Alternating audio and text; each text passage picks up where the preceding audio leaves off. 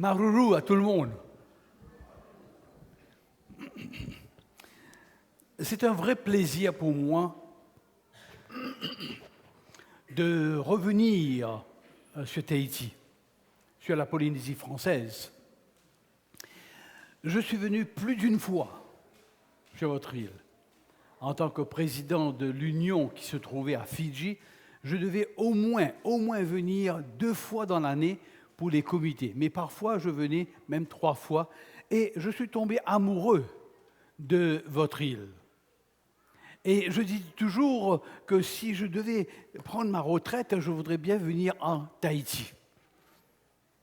Et après des années dans le service, j'ai quitté Fidji comme président. Je suis parti pour Melbourne, pour l'Australie, et c'est là où j'ai travaillé jusqu'à janvier de cette année-ci, où j'ai pris ma retraite.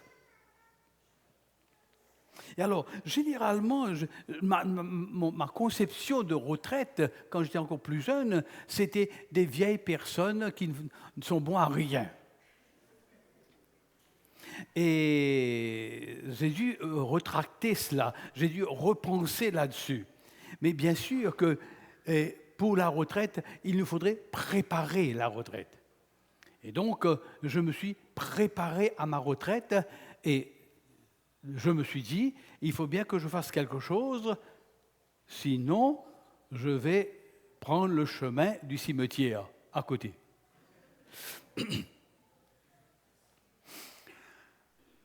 Je dois vous dire que actuellement, je fais ce que j'aime. Cela ne veut pas dire que quand j'étais pasteur, je n'aimais pas. Ce n'est pas quand j'étais administrateur, que ce soit au niveau de la mission, union, je n'aimais pas. Ce n'est pas parce que quand j'étais à la conférence générale que je n'aimais pas. Mais dans tous ces niveaux, on me disait ce qu'il faut faire. Tandis que maintenant, je fais ce que je veux, sans demander la permission à qui que ce soit. Et qu'est-ce que je fais? Je vais à travers le monde pour présenter l'Évangile. Je suis voué, je suis passionné de l'évangélisation et je vais partout dans le monde pour prêcher l'Évangile. Mais bien sûr, vous allez me poser la question, mais qui c'est qui paye? Qui c'est qui vous paye? C'est-à-dire que quand on est à la retraite, on travaille sans solde, sans argent. Et dans bien des pays où je vais, parce que je viens de rentrer de l'Éthiopie, dans bien des pays où je suis invité à aller, mais ce sont des pays pauvres, et la condition c'est que je paye mon billet, j'arrive sur place, vous me donnez un lit et 2 repas par jour. Et c'est comme ça que j'ai tourné dans beaucoup de pays. J'ai été en El Salvador, en Guatemala, en Afrique, bien sûr, que j'ai travaillé là-bas. Et ensuite, là, tout récemment, je viens d'une tournée de 2 mois et demi en Éthiopie, Madagascar, les îles Seychelles, l'île de la Réunion, aussi bien que l'île Maurice, mon pays natal. Tout cela, c'est pour de l'évangélisation. Je trouve tellement de joie de parler de Christ, puisque à ce moment, je constate que je trouve que les gens sont intéressés à mieux connaître. Mais bien sûr que les choses ne sont pas toujours intéressantes, toujours gaies. Laissez-moi juste vous raconter une petite expérience pour vous montrer que je n'aurais pas dû être là aujourd'hui. Je n'aurais pas dû être là et je n'aurais pas dû être vivant aujourd'hui. C'est que je suis en Éthiopie, je termine les conférences. D'ailleurs, chaque soir, il y avait 800 personnes qui venaient pour écouter le message. Et le sabbat que j'ai prêché là-bas, il y avait 1500 membres qui étaient venus. Ça, c'est différent de Aurue, n'est-ce pas vrai?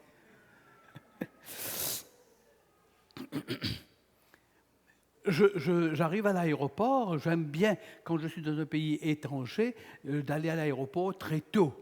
Comme ça, je suis sûr et certain que je prends l'avion et je ne rate pas. Alors, j'arrive à l'aéroport, je rentre dans l'avion, je sens que tout le monde était rentré, mais il n'y avait on ne bougeait pas l'avion. Et alors je dis, mais qu'est-ce qui se passe? Il y avait 2 Sud-Africains qui étaient à côté de moi et on parle, on se pose la question. Et alors ensuite, nous avons eu un message du commandant qui nous disait que de excuser parce qu'il y a une personne, enfin, il y avait des personnes qui ont enregistré le bagage, mais il y a une personne qui a enregistré son bagage, mais qui est partie, qui n'est pas sur l'avion. Bon, vous savez comment ça se passe? Ils vont retirer le bagage, la valise, et puis c'est tout. Alors on retire, on attend, on voit sur le tarmac que les hommes, la manutention, etc. Ensuite on s'est dit, mais si on enlève sa valise, ça y est, allons partir. 3 heures de temps, on est resté dans le parking de l'aéroport. Pas de possibilité de pouvoir partir. Et ce n'est qu'après, quand on nous a eu le feu vert pour partir, que le pilote, nous étions dans l'air, que le commandant et le pilote nous disaient de les excuser. Ce n'est pas leur faute, ce n'est pas leur responsabilité, c'est que tout simplement, la personne qui a enregistré sa valise est un Éthiopien. Il est retourné chez lui. La police a dû aller le chercher pour identifier sa valise. Et après quoi, l'armée est venue pour désamorcer une bombe. Vous comprenez pourquoi je disais que je n'aurais pas été ici aujourd'hui? Mais Dieu me dit, non, je m'occupe de toi. Tu dois partir parce que j'ai une tâche. Tu dois être à Tahiti. Et j'ai eu la joie de venir avec le douanier de la faculté de théologie de Andrews, avec qui je travaille régulièrement. Et alors, cette fois-ci, quand j'ai parlé au président, j'ai dit, je veux aller aux Marquises. Parce que toutes les fois que je suis venu, je n'ai jamais eu l'occasion d'aller aux Marquises. Je dis, cette fois-ci, je veux. Et je dois vous dire que j'ai fait un bon choix, puisqu'il y a eu des choses extraordinaires qui se sont passées. Il y a un maire d'un endroit qui est venu assister aux réunions et qui m'a dit qu'en mars, quand je vais venir pour les conférences, lui, avec beaucoup de personnes de son île, vont venir assister chaque soir aux conférences.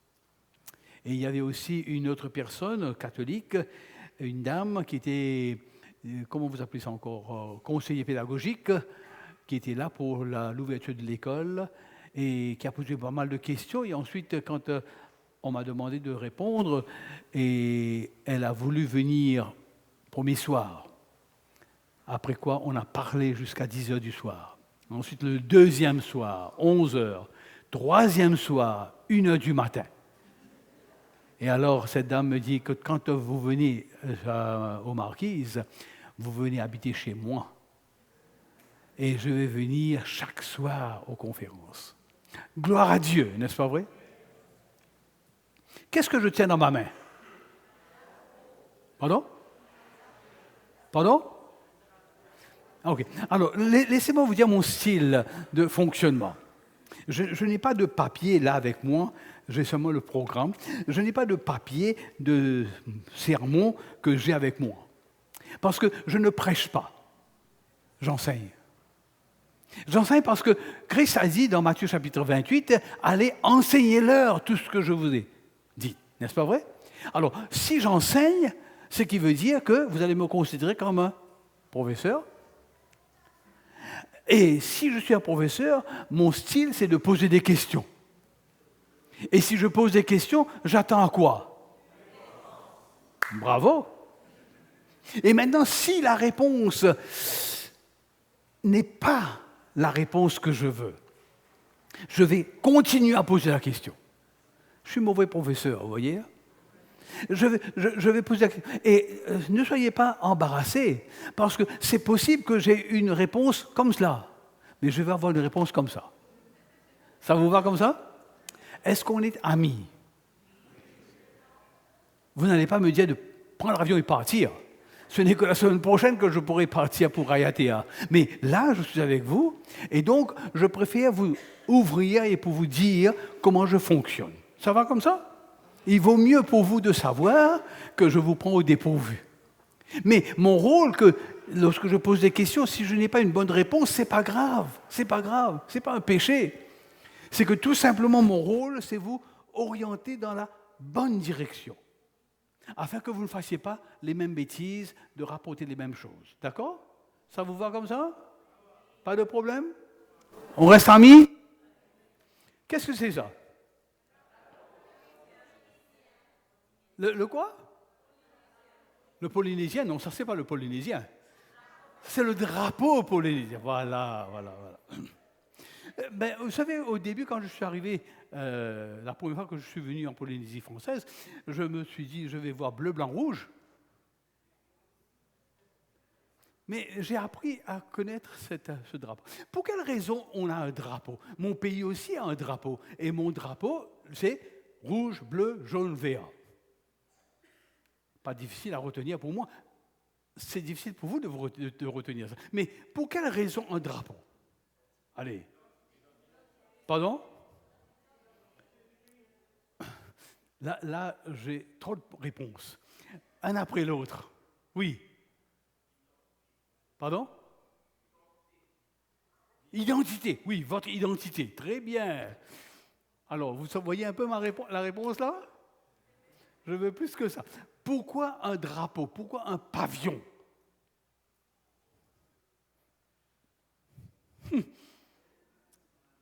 Je vous ai refroidi là, n'est-ce pas? Oui, mon frère. Ah, pour confirmer votre appartenance.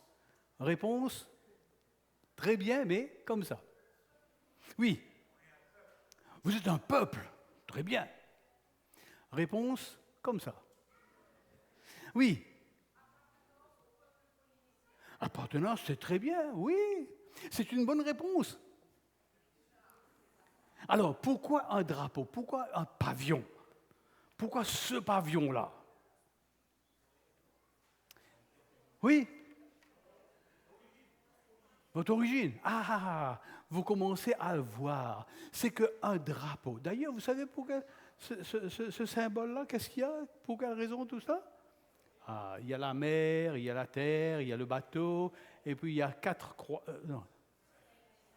5 croix, et 5 croix qui représentent les 5. Oh, mais vous êtes vraiment chez vous, hein? Bien. Alors donc, le point essentiel, que lorsque la Polynésie française a été découverte, il n'y avait pas ce drapeau. Le drapeau est venu après. Et le symbole de drapeau, la raison pour un drapeau, ça nous raconte l'histoire du pays. Un drapeau rappelle l'histoire d'un pays. Et c'est pour ça que ce n'est pas simplement de connaître le symbole, comme dans mon pays, rouge, bleu, jaune, vert, il y a des raisons pour cela, mais il faut savoir qu'est-ce qui a motivé, comment est-ce que ce pays est venu en existence. En somme, c'est mon histoire. Et nous devions connaître l'histoire de notre pays, n'est-ce pas? Et c'est pour cela que vous avez remarqué que des fois, il y a des personnes qui brûlent les drapeaux. Et surtout, vous avez remarqué que c'est le drapeau américain qu'on brûle souvent, n'est-ce pas vrai? Et quand on brûle un drapeau, quel est le signe? Parce que le drapeau, c'est un bout de chiffon, n'est-ce pas? On brûle son histoire. On veut éliminer son histoire. Et c'est pour ça que c'est si important de garder son drapeau. Et si tout à l'heure, après le service, je brûle votre drapeau, voilà là, un peu le principe. Vous brûlez l'histoire du pays. Est-ce que Dieu a un drapeau? J'ai entendu oui, n'est-ce pas vrai? Quel est le drapeau de Dieu? Pardon? Ça, c'est son drapeau? Ça, c'est son livre. Quel est son drapeau? La loi. Mais je peux attendre que les adventistes disent la loi. Parce que bien souvent, nous sommes légalistes, n'est-ce pas vrai? Mais pour quelle raison? Quel est le drapeau de Christ? Quel est le drapeau de Dieu? Réconciliation. Eh bien, je vais vous donner la définition, le développement du drapeau de Dieu. C'est-à-dire qu'un drapeau, c'est l'histoire du pays, je vais vous donner l'histoire de Dieu. Et je vois que votre pendule ici marque 11h10. Et je sais qu'à un certain moment, vous allez crier famine. Et alors donc, on s'engage. Parce que pour moi, c'est comme cela. Quand je vais dans des pays, quand je fais des conférences, si c'est 19h ou 20h, je maintiens cette heure. Et je dis aux gens que nous allons commencer à l'heure et nous allons finir à l'heure. D'ailleurs, si vous venez lundi à 19h30, j'aurai déjà commencé. Ne venez pas trop tard. Nous avons un rendez-vous avec Dieu, nous avons un rendez-vous avec la compréhension et l'étude de Dieu. Soyons à l'heure. Parce que c'est comme ça qu'à l'école on est. Vous ne pouvez pas rentrer, si l'école commence à 9h, vous n'entrez pas à 11h. Bien, allons. Quel est le drapeau de Dieu? Je voudrais utiliser le tableau. Dommage que le tableau est un peu petit. Et dommage que le tableau n'est pas aussi joli que votre église. Dommage que le tableau a des taches là-dessus.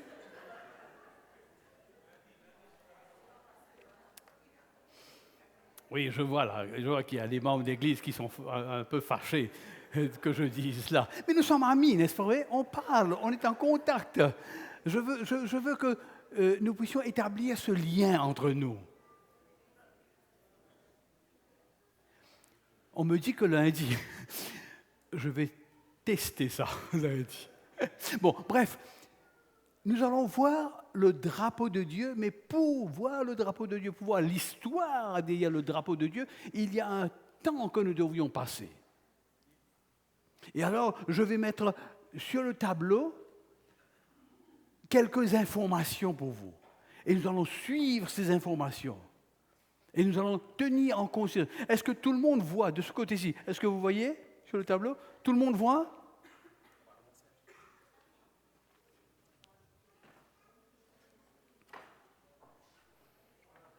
Tout le monde voit? Il faut que personne ne soit en problématique pour voir. Et j'aimerais dire quelque chose avant que je commence. Quand je prêche ou quand j'enseigne, je pense aux jeunes. Je pense aux jeunes parce que vous savez pourquoi, et je pose toujours des questions aux jeunes. J'ai voyagé avec un jeune sur l'avion de Marquise pour ici. Je lui pose la question, quand tu vas à l'église, qu'est-ce que tu aimes? Ou qu'est-ce que tu n'aimes pas? Je pose la question parce que pour que je puisse, moi, maintenant, me mettre à la disposition de tout le monde, et surtout les jeunes, voyez, parce que les jeunes, ils vont à l'école, on ouvre leur intelligence, et à l'église, on doit aussi ouvrir l'intelligence. Et je demande, qu'est-ce qui est few? Alors, ce sont les jeunes qui m'aident dans mes prédications. Quand ils me disent que, bon, bref. Alors donc, j'essaie de me corriger, j'essaie de faire à ce que ce soit à la portée des jeunes et ce soit à la portée de tout un chacun. Et ce n'est pas simplement de raconter une histoire. Nous ne sommes pas là pour raconter des histoires. Chers amis, le point de départ de l'histoire de Dieu que nous connaissons, c'est un texte que nous allons prendre. Et ce texte se trouve sur l'écran. Le premier texte que nous allons lire, d'ailleurs, nous allons prendre que 2 textes.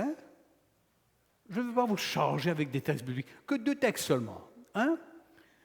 Se trouve dans la Genèse, chapitre 3, verset 15, et nous tous, bons adventistes que nous sommes, nous allons répéter cela, que nous connaissons. Je mettrai inimitié entre toi et la femme, entre ta postérité et sa femme, et ta postérité, celle-ci t'écrasera la tête, tu lui blesseras le talon, etc. Nous connaissons cela. Et comment est-ce que nous appelons ce texte?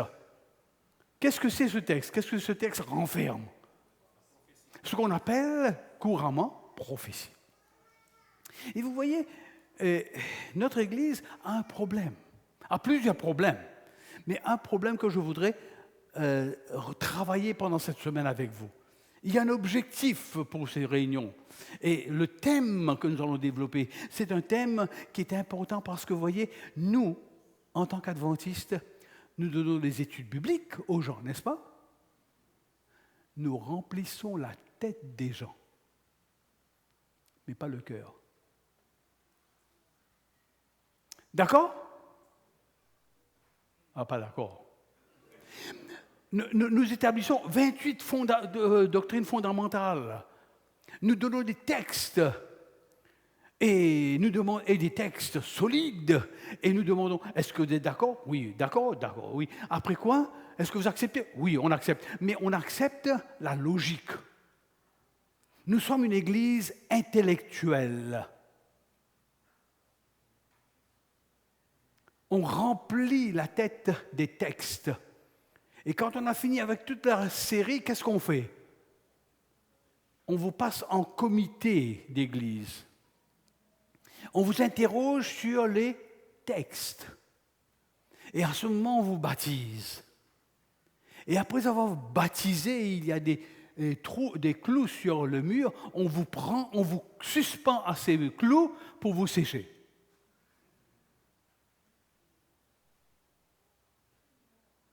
Non. Ben, je vais vous dire pourquoi je dis ça. Parce que quel est votre rôle après avoir été baptisé dans l'Église? Quel est votre rôle? Ah, je suis directeur de l'école du sabbat, je suis ancien, je suis, etc., etc. Ce sont des fonctions pour faire marcher l'Église. Mais combien d'entre nous, je suis intégré avec vous, combien d'entre nous qui vont porter ce message, porter ce drapeau de Christ? Et donc, nous faisons aujourd'hui des croyants, mais nous avons besoin de faire des disciples. Un croyant n'est pas obligatoirement un disciple, mais un disciple est un croyant. Donc, pendant cette semaine, nous allons puiser nos regards dans la Bible et nous allons découvrir comment est-ce que Dieu veut nous faire bouger de croyants aux disciples. J'ai un gros problème. J'ai plusieurs années de 48 ans de service comme pasteur. Et je me suis mis sur la table d'opération, je me suis opéré moi-même et j'ai constaté, mais qu'est-ce que nous faisons? Il n'y a que nous seulement qui pouvons faire cette opération. Et alors donc, je suis arrivé à cette conclusion. Et c'est pour ça que mes conférences ne sont pas sur l'Apocalypse. On a besoin de lire l'Apocalypse. On a besoin d'étudier l'Apocalypse. Mais chaque fois dans les conférences, vous me dites si je dis vrai ou non. L'Apocalypse, il y a trop de cornes, mes amis. Et les cornes blessent. Et on fait des ennemis. Quand les catholiques viennent dans notre église, on parle du pape qui est la petite bête, qui est la corne. Vous croyez qu'ils vont retourner? Vous les avez offensés. On parle de la Vierge Marie. Et si eux, ils vous disent des choses concernant Madame White, vous serez content? Vous montez sur vos grands chevaux. Vous commencez à vous défendre. Mes amis, arrêtons avec cette situation. Je ne suis pas en train de dire que nous ne devions pas étudier l'Apocalypse. Je suis en train d'étudier l'Apocalypse moi-même. Mais ce que je veux faire comprendre, ce que je veux faire passer à l'Église, à mes membres d'Église, à travers le monde, là où je vais, c'est de parler, de vivre Christ. Il faut que le monde reconnaisse que l'Église adventiste est une Église christocentrique. Et quand on arrivera à cette situation, les choses vont changer. Nous faisons des grandes campagnes d'évangélisation, etc. Bon, bref, je vais faire une campagne aux Marquises, en mars, sur les pas de Jésus dans la Genèse. J'ai une campagne sur les pas de Jésus dans les évangiles. Et je suis en train de préparer sur les pas de Jésus dans l'Apocalypse. Pas les cornes, pas la bête, pas les animaux, mais découvrir Christ. Parce que le texte de l'Apocalypse commence en disant « révélation de Jésus-Christ ». Si l'Apocalypse, c'est la révélation de Jésus-Christ, pourquoi est-ce que je vais courir à droite et à gauche pour chercher toutes sortes de choses, pour m'embarrasser ou pour compliquer la vie? Allons découvrir Christ. Et si je découvre Christ dans la Genèse, c'est très facile pour moi de faire un lien. Alors donc, allons voir ce texte-là maintenant. À qui est-ce que Dieu donne cette prophétie? C'est une première prophétie de la Bible. À qui est-ce que Dieu donne cette première prophétie? Un peu fort, pour que je puisse entendre. Adam et Ève. C'est ce qu'on nous a toujours dit, n'est-ce pas vrai? Alors, au lieu d'avoir cette réponse, je dis il n'y a pas de réponse, parce que la prophétie n'est pas donnée à Adam et Ève. Parce que le texte, relisons ça, il dit « Je mettrai séparation entre toi et la femme ». Ça ne peut pas être à Ève. À qui est-ce que Dieu donne cette première prophétie? À Satan. Ça va? On est toujours amis? Voilà. Et au moment où Dieu donne cette première prophétie, il déclare la guerre à Satan. Je mettrai une séparation entre toi et la femme, entre ta postérité et sa postérité. Celle-ci t'écrasera la tête. Donc il y a un élément de guerre, de destruction. Clair? Bien. Alors donc, à partir de ce moment, Dieu veut que nous comprenions que nous sommes dans un temps de guerre. Et nous allons voir plusieurs caractéristiques de Satan dans ce drapeau de Dieu, dans cette histoire de Dieu. Quelle va être la première, les caractéristiques de Dieu? Excusez-moi, je ne vais pas nommer 1, 2, 3.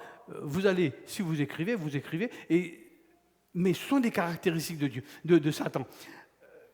Satan, quand il entend ce message, il dit, je ne suis pas intéressé. Non, Satan a 2 caractéristiques tout de suite que nous voyons là. Première caractéristique, c'est qu'il est il écoute bien. Et deuxième, il est un bon observateur. Pourquoi est-ce qu'il est observateur? Qui est-ce qu'il observe? Il observe la réalisation de cette prophétie contre lui parce qu'il va y avoir quelqu'un qui va faire la guerre avec lui, donc il commence à préparer ses mitraillettes. Donc, il est un bon observateur et il écoute. Il attend. Et sur la terre, nous savons très bien qu'il y avait Adam et Ève. Maintenant, lorsqu'il attend, qu'est-ce qu'il voit?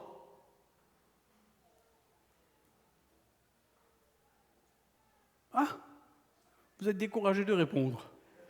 Donc, qu'est-ce qu'il voit venir? Il va y avoir une postérité que je vais mettre ici comme...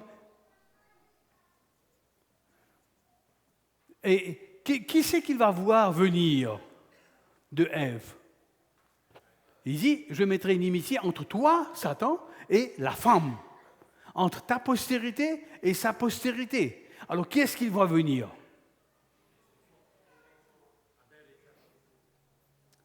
Non, ne mélangeons pas là. Il est là, il voit, il regarde. Nous connaissons bien l'histoire, c'est pour ça que nous allons... Mais qu'est-ce qu'il voit, lui, là? Qu'est-ce qu'il voit venir? Caïn. Il vient voir Caïn. Et qu'est-ce qu'il dit en lui-même? Que c'est lui qui va faire la guerre contre lui, Satan, n'est-ce pas vrai? Et donc, lui, c'est la postérité qui va venir faire la guerre.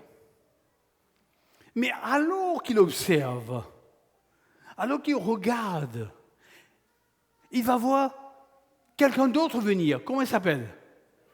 Abel. Alors là, il y a un problème, confusion. Qui c'est qui est? Parce que Dieu a bien dit ta postérité, pas tes postérités, une seule personne. Ce qui veut dire que là, maintenant, il est dans la confusion. Qui est qui? Caïn ou Abel?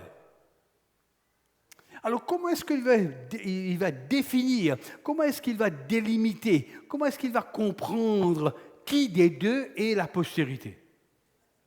Qu'est-ce qu'il fait? Il observe. Il observe. Il observe le développement de ses deux enfants.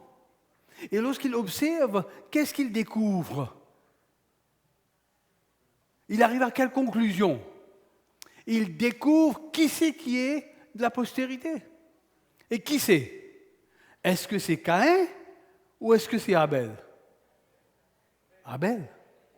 Pourquoi? Sur quoi vous vous basez pour dire que c'est Abel? Par rapport à l'offrande, oui.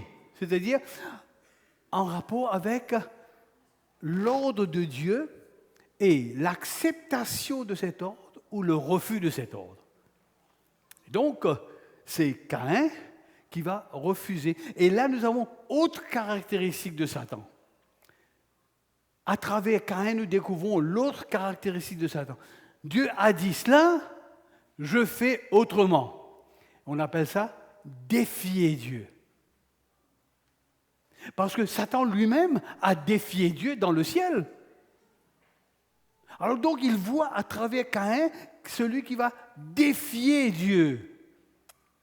Tu as dit sacrifice, mais lui il n'offre pas de sacrifice. C'est clair? Et alors, maintenant, qu'est-ce qu'il va faire? Parce que, n'oublions pas, c'est l'état de guerre, là.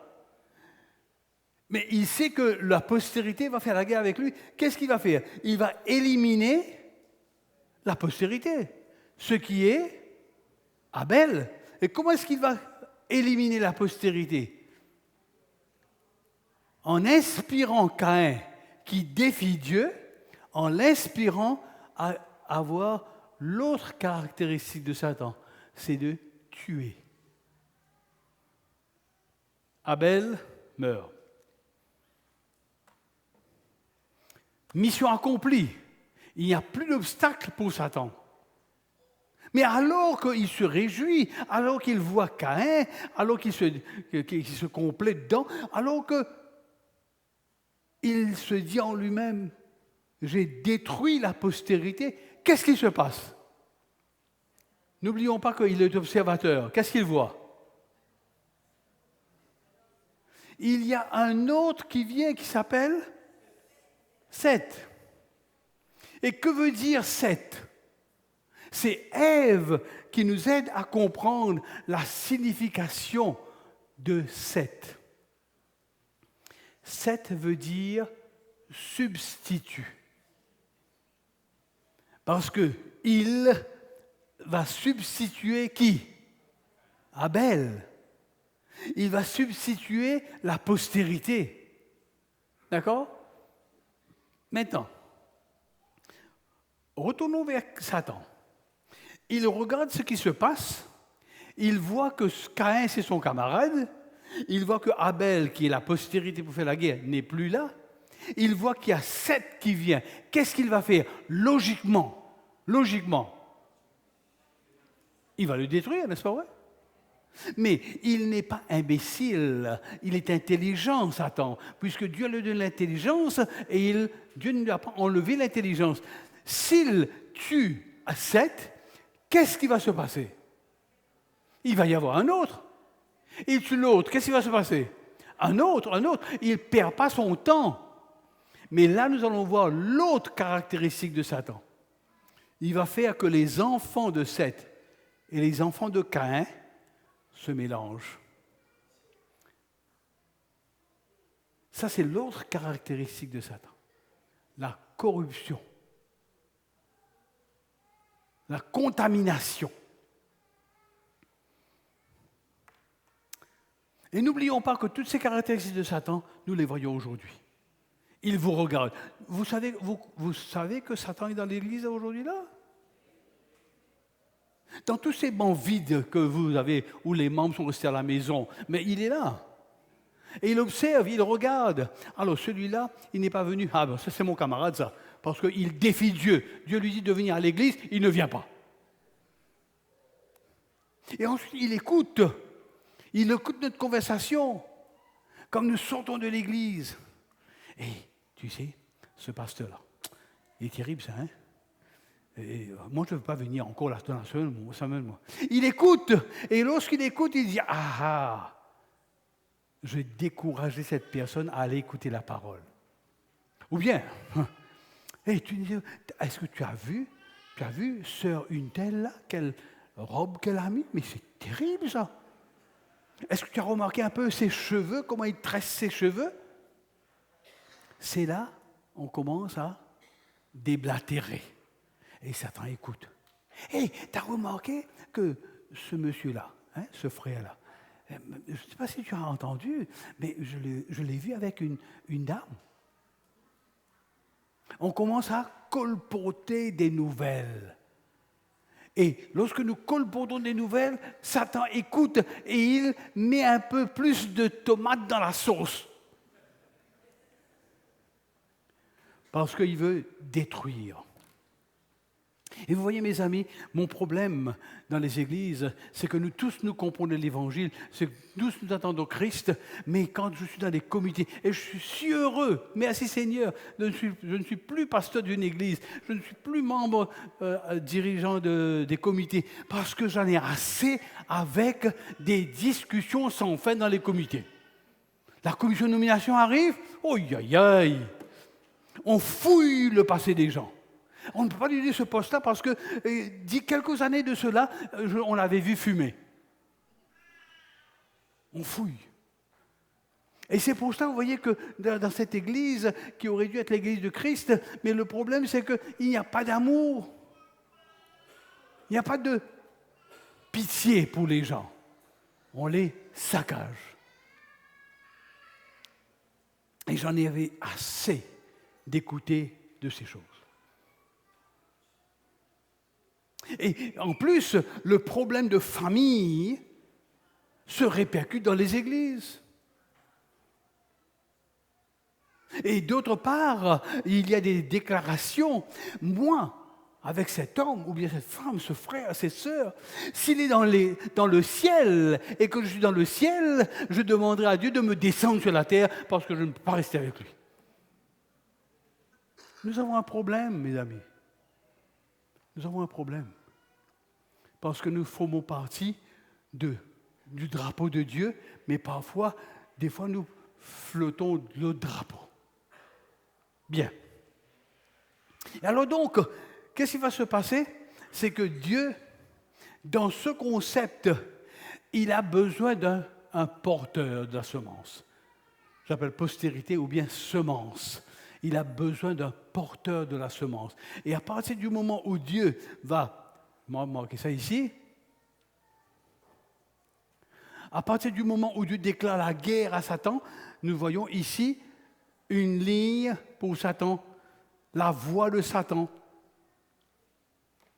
Il y a deux voies. Une petite question, non pas pour vous, mais pour ailleurs. Est-ce qu'il y a des Abel dans l'Église?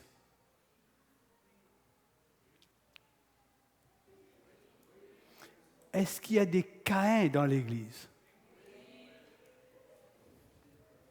Un exemple. La dîme.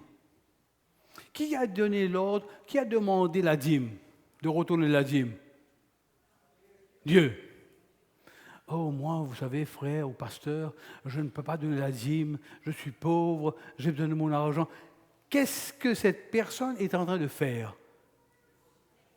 Dieu donne l'ordre, et Dieu donne des précisions. Il dit que tout le monde doit porter sa dîme, mais si la personne ne donne pas, ne rend pas la dîme, il prend la place de qui? De Dieu. Il connaît plus que Dieu. Il est Caïn. Dieu demande un sacrifice d'un animal. Lui, il donne des fruits, les meilleurs fruits. Il devient Dieu. Il établit les principes. Il va contre Dieu et il s'associe à Satan. Je vous donne simplement un petit exemple.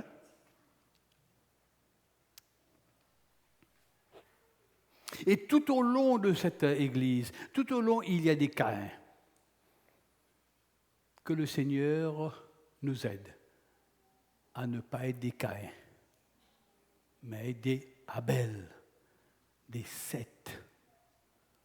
Et ensuite, nous allons un peu plus en vitesse maintenant, parce que j'ai beaucoup de choses à dire. Alors donc, qu'est-ce qui va se passer? Tout au long de cette course, il va y avoir des personnes qu'il va choisir pour être des porteurs. Mais il ne choisit pas en sélectionnant. Il voit, il regarde ceux qui sont dans la disposition d'être porteurs de la semence. Question pour vous. Si Dieu n'avait pas dit « Je mettrai séparation entre toi et la femme, entre ta postérité et sa postérité, celle-ci t'écrasera », quelle aurait été la conséquence ou le résultat si Dieu n'avait pas donné cette prophétie? Quelle aurait été la conséquence?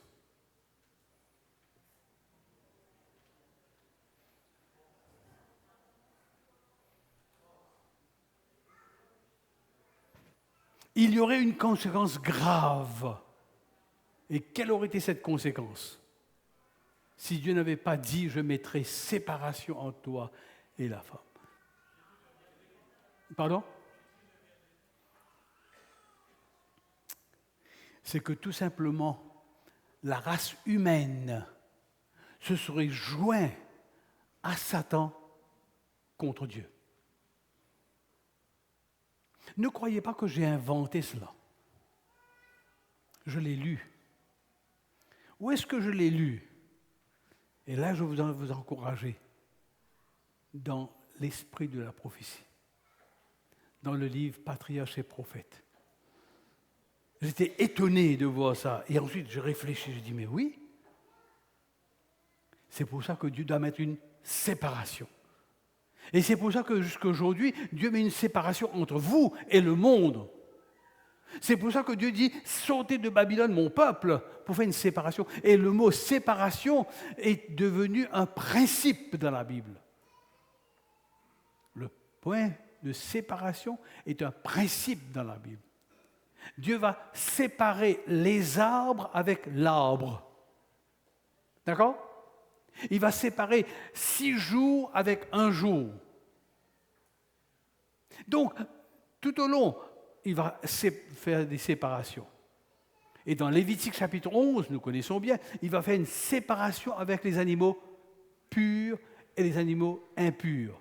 Est-ce que le porc, attention, je vous mets dans un piège là, est-ce que le porc est pur ou impur?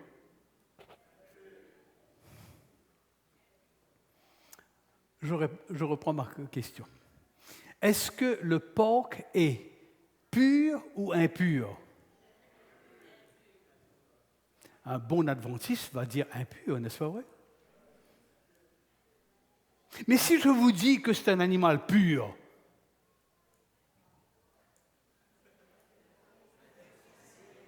vous allez me mettre sur le calvaire. Mais en soi, il est pur pour la tâche qu'il a à accomplir. Mais c'est dans la mesure où il va venir en contact avec moi que ça va devenir impur. Est-ce que l'électricité est bonne? Mais mettez votre doigt dans les prises. Vous comprenez ce que je veux dire? Bon, mais ça, c'est une autre étude encore davantage. Donc, pour vous montrer que nous devrions bien comprendre ce que nous sommes en train de dire. C'est Dieu qui a établi cela. C'est Dieu qui a dit « ne mange pas ça, ne bois pas cela ». Et mes amis, faites attention. Quand vous êtes dans un mariage et que on sert du porc ou les crustacés. C'est bon les crustacés, hein? Alors, qu'est-ce que vous allez dire lorsqu'on passe là? Vous allez dire « non, non, non, je ne veux pas ». Qu'est-ce que vous allez dire? Mais pourquoi tu ne manges pas? Laissez-moi vous donner la réponse. Mon Église me défend de manger cela.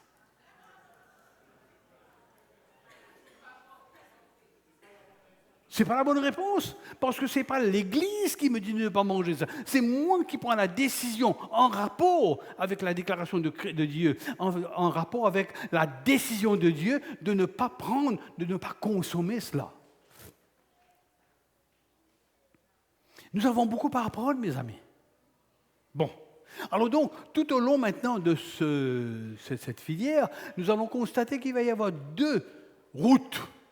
La route de ceux qui vont porter la semence et de ceux qui ne vont pas porter la semence. Et alors donc, il y a la voie de Satan et la voie de Dieu. Et la voie de Satan, c'est pour attirer, il met un aimant là, pour attirer ceux qui sont dans la voie de Dieu dans cette direction. Et la voie de Dieu, c'est pour inspirer, pour encourager ceux qui sont ici à changer de bord. Ça va comme ça? Alors, allons un peu vite maintenant. Allons voir quelques personnes qui ont été porteurs de la semence. Nous voyons un homme comme Noé. Est-ce qu'il a été porteur de la semence? Est-ce qu'il était parfait? Est-ce qu'il était juste? Ah ah, la Bible ne me dit pas cela. La Bible dit qu'il était juste en son temps. Ce qui veut dire qu'il était pécheur, mais à l'époque, lorsqu'on fait une évaluation de tout le monde, il émerge comme étant meilleur que les autres. Il n'est pas juste, mais il est juste en son temps. Bien.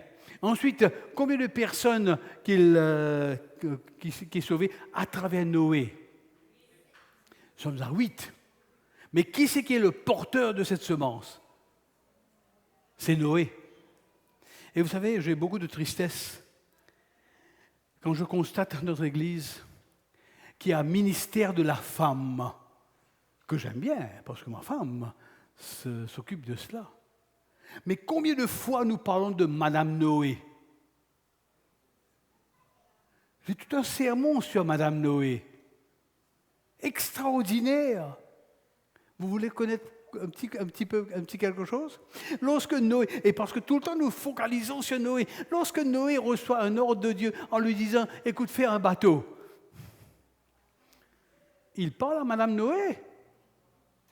Madame Noé accepte? Non. Parce qu'on est humain, on raisonne, on réagit logiquement. Et je crois qu'il y a un boulon qui ne marche plus dans ta tête là. Et plusieurs fois, probablement. Et à quel moment que Noé parle à Madame Noé? À table? Il va y avoir une digestion. C'est le soir, dans le lit, que ça se passe. Et ensuite, Madame Noé accepte. Et c'est pour ça qu'autour de d'eux, il y a une seule personne qui soutient Noé. Et c'est cette maman-là, quand il va grandir les enfants, il va encourager, il va guider, il va orienter. Parce que ces enfants, à l'école, qu'est-ce qu'ils vont avoir? Des colibés. Les autres enfants de l'école vont dire, ha ha, ton papa Noé, ha, le fou là qui construit un bateau. Et c'est pas facile quand vous êtes à l'école et que vous entendez des choses pareilles. Oui ou non?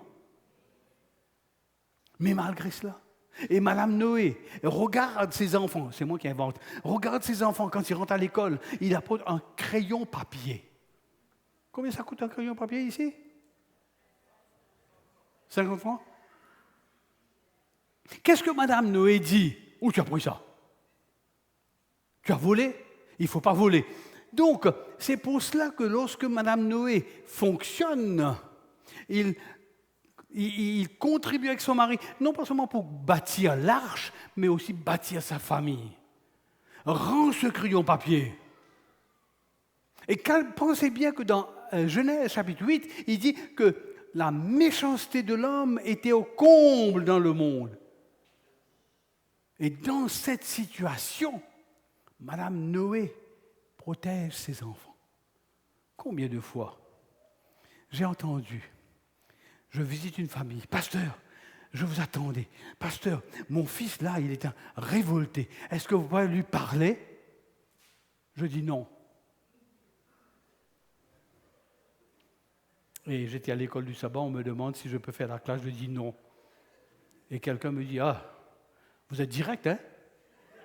Je dis, je préfère direct que de passer par toutes ces sortes d'histoires. Si je ne peux pas, je ne peux pas, n'est-ce pas vrai?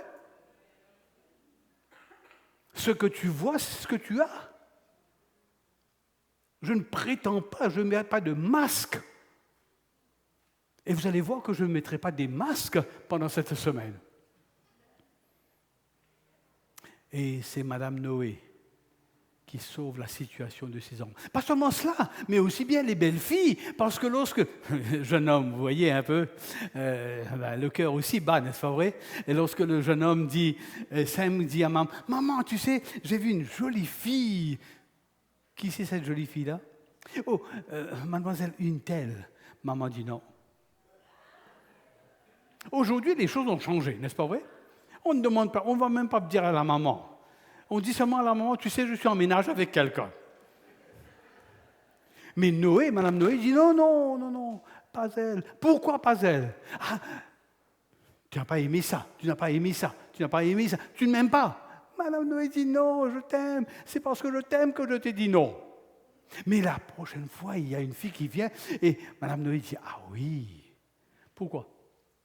Madame Noé analyse le caractère, le tempérament, la personnalité, parce qu'il veut sauver son fils. Et quand il veut sauver son fils, il veut sauver aussi sa belle-fille. Ah, là, je commence à parler de Madame Noé, excusez-moi. Ensuite, qu'est-ce que nous voyons? Nous voyons Abraham, nous avons Isaac, nous avons Jacob. Ensuite, nous avons Joseph. Est-ce que toutes ces personnes sont porteurs de la semence? Excepté Joseph. Joseph n'est pas porteur de la semence. Mais il joue un rôle dans la semence. Parce que après Jacob, il va y avoir Judas. Parce que cette semence, c'est Christ. N'est-ce pas? Nous connaissons ça maintenant. Et Christ va venir dans la tribu de Judas. Et quel rôle que Joseph joue? Il est fidèle, il est sage, il est attaché à Dieu, mais son rôle dans la postérité, c'est de protéger la postérité. Il n'est pas porteur de la postérité, mais il est le protecteur de la postérité. Parce que sinon, tout le monde serait mort. Et c'était voulu par Satan. Et Dieu va contrecarrer le plan de Satan en envoyant un message à travers Joseph. Vous connaissez ça? Et si vous voulez que nous étudions ça davantage, ce sera dans le contexte sur les pas de Jésus dans la Genèse. Bien. Ensuite, qu'est-ce que nous avons? Dieu a trouvé toujours une personne, mais à partir de ce moment-là, il va trouver un peuple. C'est le peuple d'Israël. Clair? Ensuite, la semence arrive, l'histoire est terminée. La semence est arrivée. Non, ce n'est pas terminé. L'histoire du drapeau de Dieu ne se termine pas à la croix. Bien souvent, nous parlons de cela. Bien souvent, nous disons que Christ est venu pour mourir. Nous répétons ça comme des perroquets. On dit constamment, oui, il est venu pour mourir, mais il est venu plus que le mourir. Parce que la mort de Christ ne met pas une fin, ni à ce monde, ni à Satan. Parce que Christ aurait pu tuer Satan ici. Il ne l'a pas fait. Il aurait pu détruire Satan ici. Il ne l'a pas fait. Quand est-ce qu'il va le détruire? À la fin, quand il va revenir. Bien. Donc, nous poursuivons cette tâche en montrant le porteur de la semence. Après Christ, qui va être le porteur de la semence?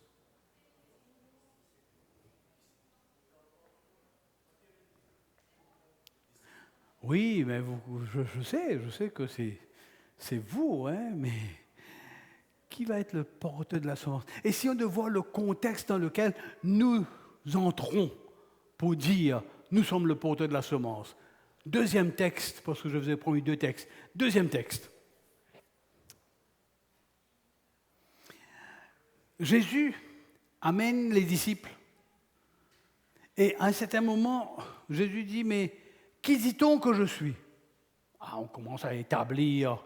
Non, non, non, non, je ne demande pas qu'est-ce que les gens pensent de moi. Je dis, qu'est-ce que vous pensez de moi?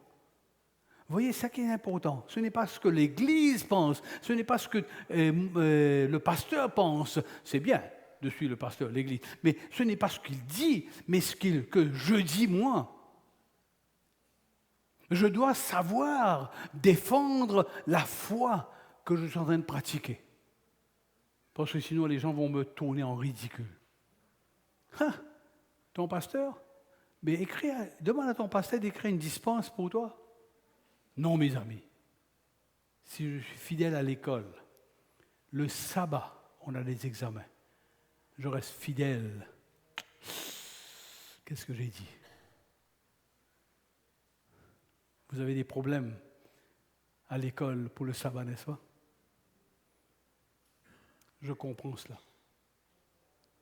Je comprends cela parce qu'il y a de mes jeunes en Australie qui viennent me dire, pasteur, nous avons un problème, nous avons un examen. À l'université, nous avons un examen le sabbat. Est-ce que vous pouvez écrire une lettre pour moi? Non. Je dis, je suis disposé à écrire une lettre, mais j'ai à te poser une question d'abord. Je dis, si j'écris cette lettre et que le proviseur refuse ma lettre en disant tu as besoin de passer ton examen le sabbat, est-ce que tu le feras ou non? S'il me dit, mais il faut bien, je dis là, à ce moment, je ne peux pas écrire. Mais si tu es disposé à maintenir ta foi, là je te soutiens, j'écris la lettre. Nous avons un médecin qui travaillait en Nouvelle-Zélande.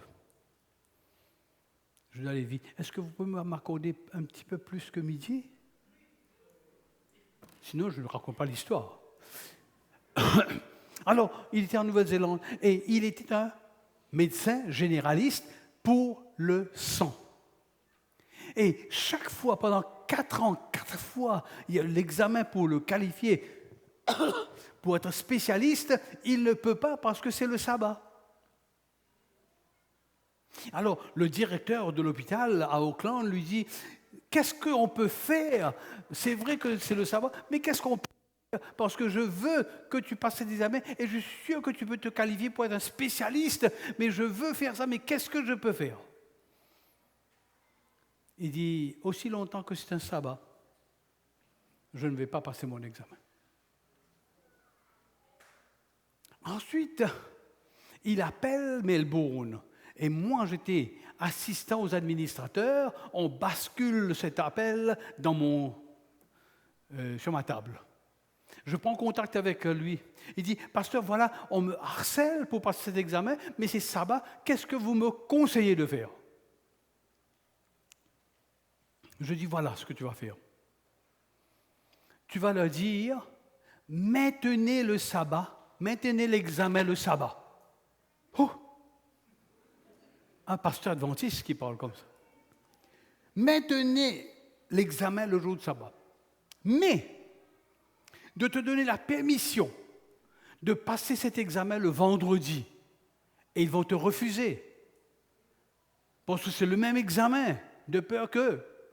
Mais tu lui as dit que moi, pasteur, docteur Steno Gangadou, sera avec toi juste après ton examen et je te garderai jusqu'au sabbat matin quand l'examen a fini. Il me dit, ça c'est bon ça. Il va voir le directeur dit, oui, pas de problème. Et je reçois de l'université à Sydney un mail du grand chef de l'université pour me dire, est-ce que c'est vrai que vous pouvez... Oui. Et j'écris la lettre, l'engagement. Il dit que lorsque nous acceptons, mais il faudrait que vous produisiez vos pièces justificatives.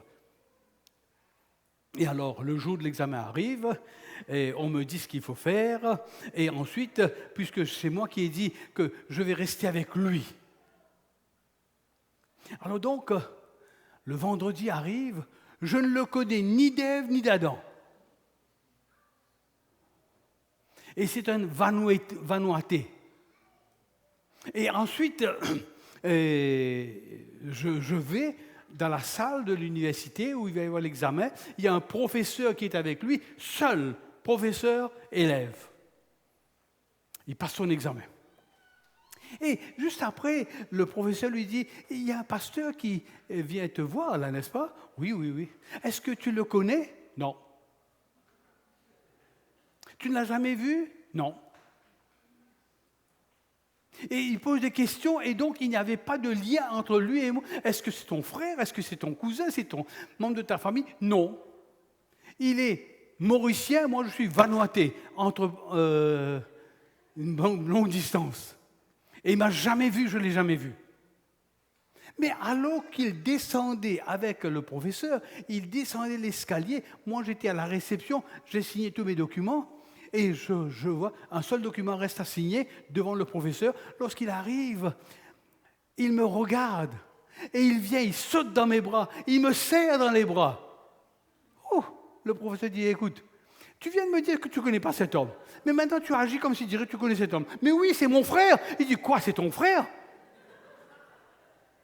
Regardez-moi un peu vos couleurs.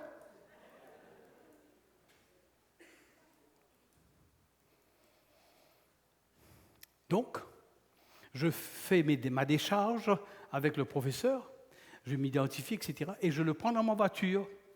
Je vais à la maison, je prends mon linge, parce que je vais aller à l'hôtel.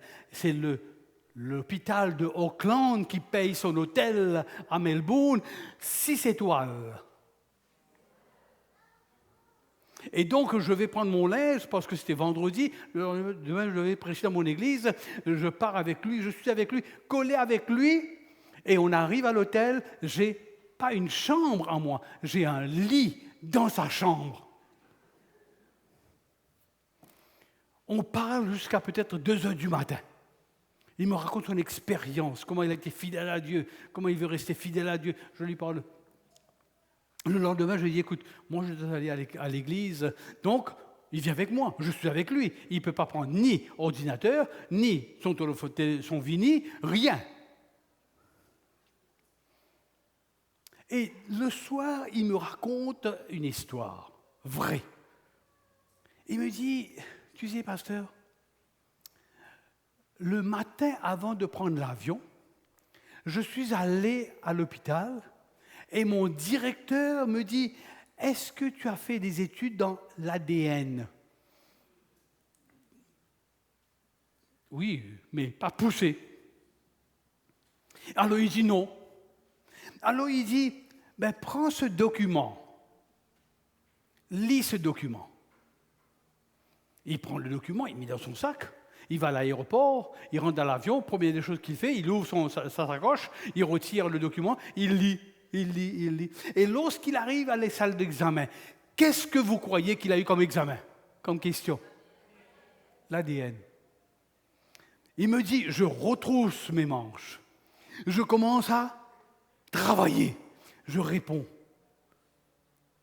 Et je termine l'examen avant l'heure. Je vous laisse deviner. Mais l'histoire ne se termine pas là. Parce que lorsqu'il retourne, quand nous retournons, on a mangé ensemble à l'hôtel. Et attention, le petit déjeuner, American breakfast. Ensuite, on vient manger. Après le repas, c'était vers 14 heures. Là, je sais qu'à 14 heures, je dois le laisser. Je signe ma décharge. Moi, je pars. Lui, il part. Le mardi matin, je reçois un coup de téléphone du chancelier de l'université de Sydney. Il me dit, pasteur, je vous remercie beaucoup pour ce que vous avez fait pour cet homme. Et je dois vous dire quelque chose qu'il ne connaît pas. Puisque c'était le seul élève, le professeur a corrigé ses copies, et je dois vous dire qu'il a réussi avec flying colors. Et il ne savait pas encore. Je sais avant lui. Qui l'a permis de réussir? Il n'y a pas, je n'ai pas besoin de lire ça dans la Bible, mais ce que je vois, c'est que le Seigneur nous dit, quand tu es fidèle à moi, je resterai fidèle à toi. Dans toutes les circonstances de la vie. Et chers amis, je dois vous dire que j'ai fait cela plusieurs fois dans les universités, où le sabbat, je garde des élèves jusqu'au coucher de soleil. Mais je crois qu'on doit aider l'administration, je crois qu'on doit aider ceux qui sont en position de responsabilité pour ne pas créer. Mais combien de fois j'ai écrit des lettres et l'examen a changé? Gloire à Dieu. Parce que nous sommes porteurs de la semence. Bien, mais après, qu'est-ce qui se passe après Christ? J'ai le deuxième texte à vous montrer. Et moi, je te dis que tu es Pierre et que sur cette pierre, je bâtirai l'église de Paul. Pasteur Paul, ici. Ou bien, je bâtirai l'église de Sténio. Non, mes amis. Comment on appelle ça? En grammaire? Pronom? Possessif. Quand Dieu a bâti son église, il a bâti son église. Et combien de fois j'entends des gens dire, ça, cette chaise, c'est moi qui ai donné à l'église, ça doit être là. C'est moi qui ai donné des briques à cette église, c'est moi qui ai construit. Qu'est-ce que tu construis? Tu as construit avec des pierres mortes. Tandis que Christ, lui, il construit avec des pierres vivantes, vous et moi. Sur cette pierre qui est moi, qui suis moi. Alors, je bâtirai mon église. Ce n'est pas ton église.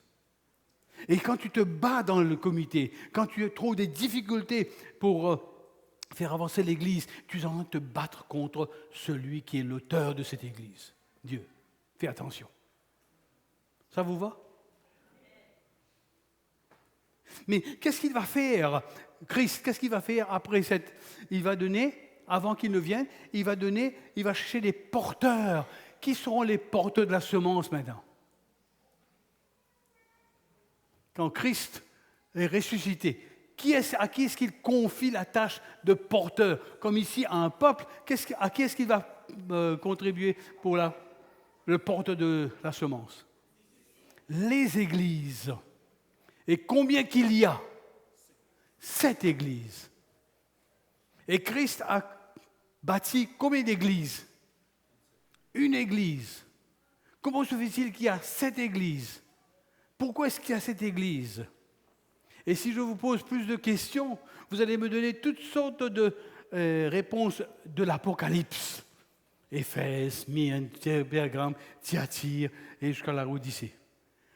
Mais toutes ces églises ont un seul message, ont eu un seul message.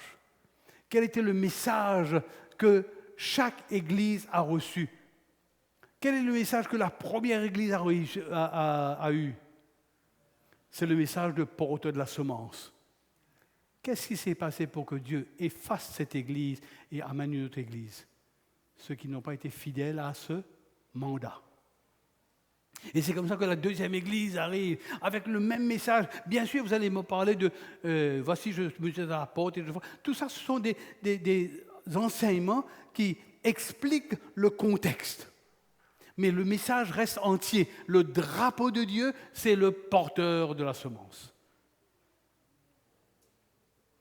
Deuxième église, troisième église, quatrième église, cinquième église, sixième église, septième église.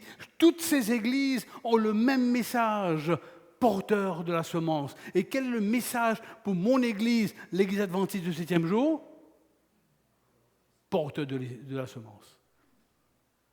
Est-ce que vous et moi, nous portons la semence? Dans notre nom, il y a cette explication. Adventiste du septième jour. Adventiste veut dire qui attendent le retour de Christ. Nous sommes fiers de notre nom.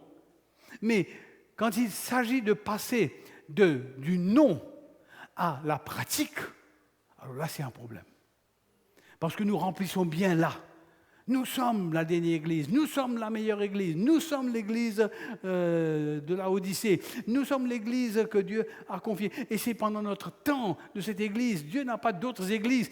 On raconte tout cela. Et ce qui est vrai. Mais le Seigneur est en train de nous dire de ne pas nous cacher derrière un bâtiment. De ne pas nous cacher derrière un nom, un titre d'église. Vous voyez, lorsque Christ envoie le message, il n'envoie pas le message à Éphèse, il n'envoie pas le message à Smyrne. Non, c'est l'apôtre Jean qui met une étiquette sur ces titres d'église. Pas Dieu. Quand il écrit, et quand il envoie un message à son église. Et seul message, porteur. J'ai besoin des personnes, j'ai besoin des êtres humains pour vivre et être porteur de la semence parce que je reviens bientôt. Les gens doivent connaître cela, doivent voir que ceux qui portent la semence vivent de cette semence.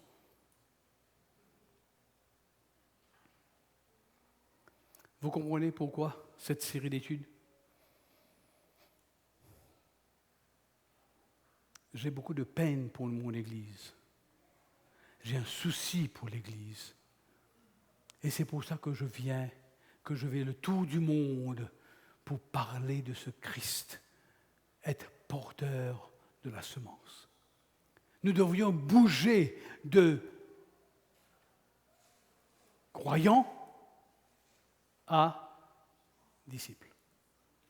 Et quand on devient disciple, il y a quelque chose qui va se passer. Et cet après-midi, je ne devais pas prendre la réunion cet après-midi, mais puisqu'on a insisté, et je sais qu'à Tahiti, on vous presse comme un citron.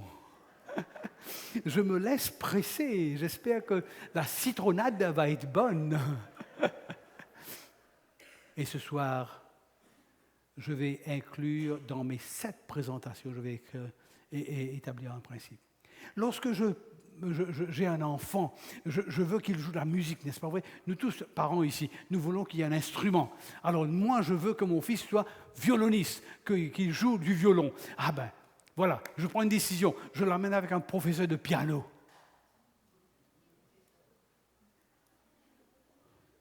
Oui ou non?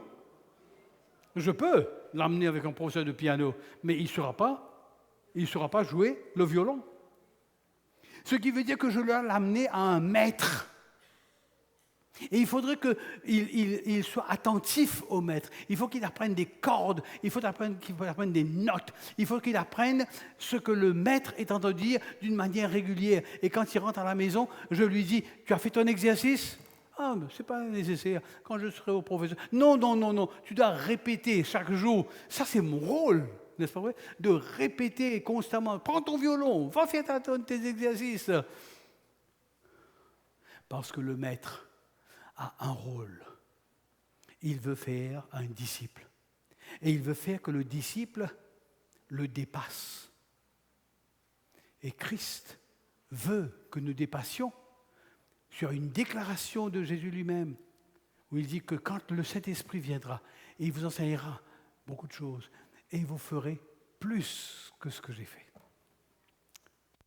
J'ai le plaisir de pouvoir présenter cette série sur d'être disciple. Et j'ai le plaisir de vous inviter à suivre un maître. Je suis dans la joie de pouvoir connaître ce maître et de vous passer cette connaissance. Ce soir, cet après-midi. Quelle heure on commence ? 15 heures ? Oh là là.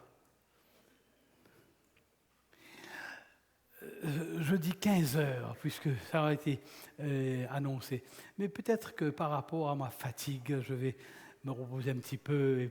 Mais cet après-midi, je me retrouve avec vous ici. Mais attention, tableau, stylo, questions, réponses. Ça vous va comme ça? On peut rester amis? Très bien. Donc, cet après-midi, j'ai lancé la base. Maintenant, je vais commencer à bâtir sur cette base pour parler de Christ, pour parler du Maître. on va découvrir le Maître, Christ le Maître.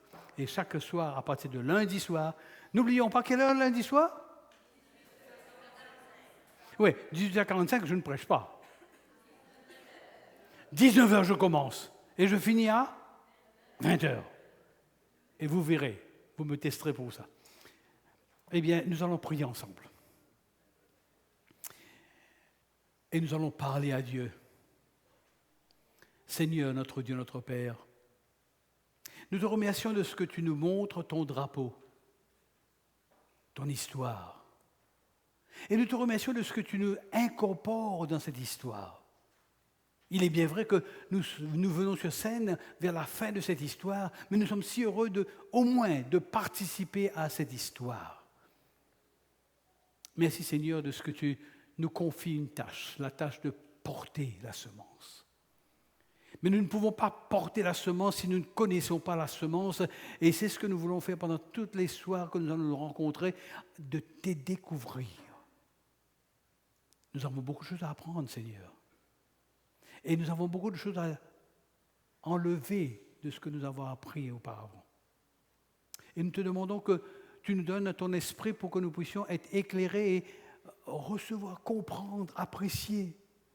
Et non pas seulement remplir la tête, mais aussi remplir le corps, le cœur, dans son activité, dans la fonction et dans la mise en application de ces principes dans notre vie. Bénis ton Église en prière et nous te demandons de bénir ceux qui doivent rentrer et ceux qui vont rester pour manger sur place et de nous préparer pour la réunion de cet après-midi. Nous te demandons de bénir le repas que nous allons prendre. Que cette nourriture nous fasse du bien tant dans le corps physique, nous en avons besoin. Et qu'avec l'acquisition de la santé, nous puissions mettre à ton service et te plaire en toutes choses. Au nom de ton Fils Jésus-Christ, nous te demandons ces grâces. Amen.